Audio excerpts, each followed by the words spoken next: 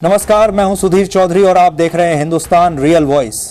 समुद्र में तैर रहा भारत का त्रिकांड, क्या इसने टर्की की नींद हमेशा के लिए उड़ा दी है?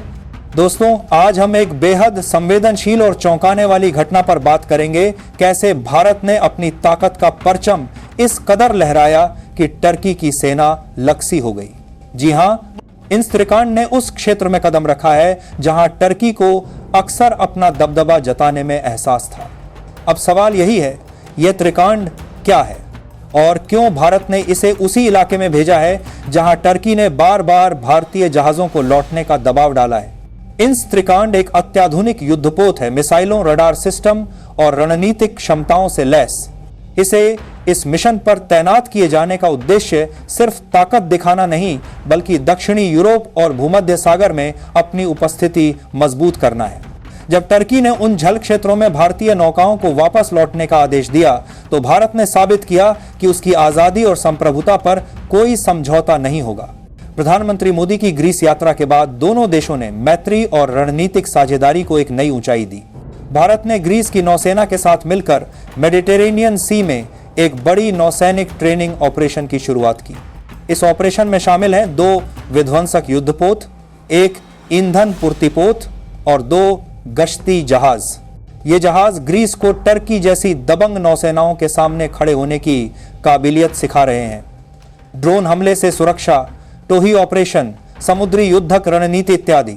टर्की की ओर से भारत को भेजी गई चेतावनियां वापस लौट जाएं, अब सिरे से खारिज हो चुकी हैं। भारत ने यह स्पष्ट कर दिया है कि वह अंतर्राष्ट्रीय जल क्षेत्रों में स्वतंत्र रूप से ध्वज लहराने का अधिकार रखता है। इस कदम से मध्य पूर्व और यूरोप में शक्ति संतुलन बदलने की संभावनाएं बढ़ गई हैं। आने वाले समय में यह देखना रोमांचक होगा कि टर्की किस प्रकार प्रतिक्रिया करता है, घुसपैठ जारी रखेगा या पचाने से मजबूर होगा। समुद्र में एक नया मोड़, एक तरफ भारतीय युद्धपोत INS त्रिकांड, दूसरी तरफ यूनान का HS थेमिस्टोक्लिस और उनके ठीक पास से गुजरते हुए एक तीसरा नाम जो माहौल गर्म कर देता है, तुर्की। क्या यह सिर्फ सामरिक अभ्यास है या भूमध्य सागर में सत्ता संघर्ष की नई कहानी? पिछले कुछ दिनों में भूमध्य सागर में भारतीय और यूनानी नौसेनाओं के बीच एक मायने रखने वाली द्विपक्षीय समुद्री कसरत संपन्न हुई, जहां INS त्रिकंड और HS थेमिस्टोक्लिस ने मिलकर समुद्री समन्वय, एंटी सबमरीन अभ्यास और हेलीकॉप्टर संचालन जैसी जटिल गतिविधियां अंजाम दी। यह पासिंग एक्सरसाइजेज 13-18 सितंबर के रेंज में आयोजित की गई थी। तुर्की का प्रतिरोध और भारतीय रुख, परंतु यही अभ्यास कुछ समीकरणों को हिला गया। तुर्की की नौसेना ने अभ्यास के आसपास की गतिविधियों पर नजर रखते हुए आपत्ति जताई और वापस बुलाने की मांग रखी। भारत ने साफ कर दिया कि INS त्रिकंड सिर्फ अंतर्राष्ट्रीय और वैधानिक समुद्री सीमाओं के भीतर ही है और अभ्यास तब तक पूरा होगा जब तक निर्धारित मंशा पूरी न हो जाए। इससे स्पष्ट हुआ कि भारत अपना रुख बदलने को तैयार नहीं है। कानूनी और रणनीतिक निहितार्थ, यह सिर्फ नौसैनिक प्रकट नहीं, यह कूटनीतिक और कानूनी संदेश भी है।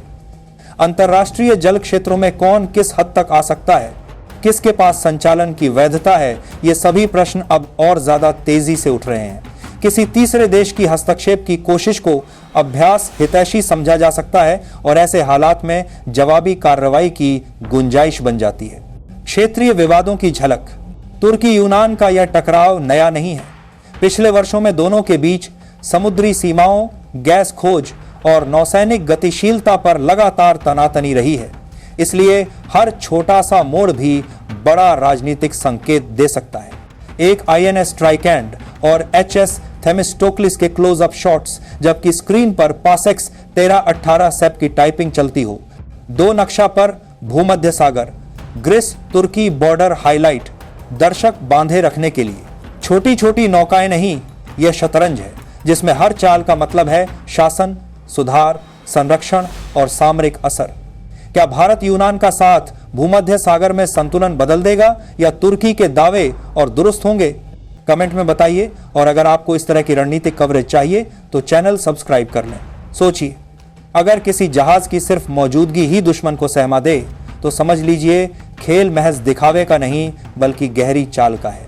दोस्तों, ये जो ग्रीस और भारत की नेवल एक्सरसाइजेज हो रही है, इसे साधारण ट्रेनिंग मत समझिए। ये असल में तुर्की के लिए एक सीधा संदेश है कि अब भूमध्य सागर मेडिटेरेनियन में उसका फ्री हैंड नहीं चलेगा। जब से आईएनएस ट्रिकंड और ग्रीस का एचएस थेमिस्टोक्लिस इस इलाके में उतरे हैं, तुर्की नौसेना अचानक शांत हो गई है। मतलब साफ है, बिना एक भी गोली चलाए इंडिया ग्रीस की साझेदारी ने तुर्की को दबाव में डाल दिया है, और अगर दोनों ने मिलकर कोई जवाबी कार्रवाई की तो तुर्की की नौसैनिक ताकत को भारी नुकसान झेलना पड़ सकता है। याद कीजिए फिलीपींस और चीन का विवाद, तब अमेरिका और जापान ने फिलीपींस की सेना को ट्रेनिंग और हथियार देकर मजबूत किया था। आज ग्रीस और भारत की रणनीति भी लगभग उसी पैटर्न पर चल रही है, यानी बड़ी ताकतें मिलकर एक बदमाश पड़ोसी का घमंड तोड़ती हैं। अब बड़ा सवाल यह है कि भारत को ग्रीस को सिर्फ ट्रेनिंग देनी चाहिए या फिर हथियार और मिलिट्री टेक्नोलॉजी भी मुहैया करानी चाहिए। अमेरिका ने फिलीपींस को एडवांस सिस्टम दिए जिससे उसकी नौसेना को आत्मविश्वास मिला। अगर भारत भी यही कदम उठाता है तो तुर्की के लिए हालात और मुश्किल हो जाएंगे। ये साझेदारी सिर्फ ग्रीस की मदद नहीं है, भारत के अपने बड़े फायदे भी हैं। भूमध्य सागर से होकर भारत का ट्रेड और ऑयल सप्लाई गुजरता है। India middle east Europe economic corridor IMEC का प्लान भी इसी रास्ते से जुड़ा है। अगर तुर्की यहां दबदबा बना लेता तो भारत की अर्थव्यवस्था और एनर्जी सिक्योरिटी पर सीधा असर पड़ता। यानी यह कदम सिर्फ दोस्ती नहीं बल्कि स्ट्रेटेजिक सिक्योरिटी का मामला है। अब समझिए कि तुर्की बार बार क्यों कह रहा है भारत अपना जहाज हटा ले, क्योंकि उसे डर है कि भारतीय नेवी की मौजूदगी उसके हर कदम पर नजर रखेगी और उसके नौसैनिक प्लान्स को रोक देगी। ग्रीस के साथ उसके मरीन डिस्प्यूट्स पहले से ही चल रहे हैं और अब भारत की एंट्री ने उसकी टेंशन दोगुनी कर दी है। ये दोस्ती नहीं, ये स्ट्रेटेजिक शतरंज की एक चाल है। एक जहाजा, एक मैसेज और पूरे मेडिटेरेनियन का पावर बैलेंस हिल गया। तुर्की का हर शोर असल में उसके डर की गवाही देता है। सोचिए, एक ही जहाज की मौजूदगी ने दुश्मन को चुप करा दिया तो समझ लीजिए ये महज एक्सरसाइजेज नहीं बल्कि सीधी चुनौती है। दोस्तों, जब से आईएनएस त्रिकंड ने ग्रीस के साथ मिलकर एक्सरसाइजेज शुरू की है, तुर्की की नौसेना ने सामने आने की हिम्मत ही नहीं दिखाई। तुर्की समझ चुका है कि अगर भारत और ग्रीस मिलकर कोई कदम उठाते हैं तो उसकी नौसैनिक ताकत को भारी नुकसान हो सकता है। इसी डर की वजह से तुर्की बार बार सिर्फ यही कह रहा है कि भारत अपना जहाज वापस बुला ले, लेकिन असलियत यह है कि यह बयान उसकी घबराहट को ही उजागर करते हैं। तुर्की का मीडिया भी लगातार रिपोर्ट कर रहा है कि भारत ग्रीस वाला कार्ड खेल रहा है और यह उनके लिए सिरदर्द बन चुका है। याद कीजिए साउथ चाइना सी का मामला, जब जापान और फिलीपींस ने चीन के खिलाफ मिलकर वही स्ट्रैटेजी अपनाई थी, यानी मजबूत साझेदार, मिलिट्री प्रेसिडेंस और लगातार दबाव। अब वही फॉर्मूला भारत और ग्रीस तुर्की के खिलाफ लागू कर रहे हैं। ये एक्सरसाइज्ड महज दोस्ताना ट्रेनिंग नहीं है बल्कि एक ग्लोबल मैसेज है कि भारत अब सिर्फ क्षेत्रीय ताकत नहीं रहा, भारत अब ग्लोबल स्ट्रैटेजिक प्लेयर के तौर पर अपनी मौजूदगी दर्ज करा रहा है। इंडियन नेवी ग्रीस के साथ मिलकर यह साबित कर रही है कि मेडिटेरेनियन में तुर्की अकेला नहीं है।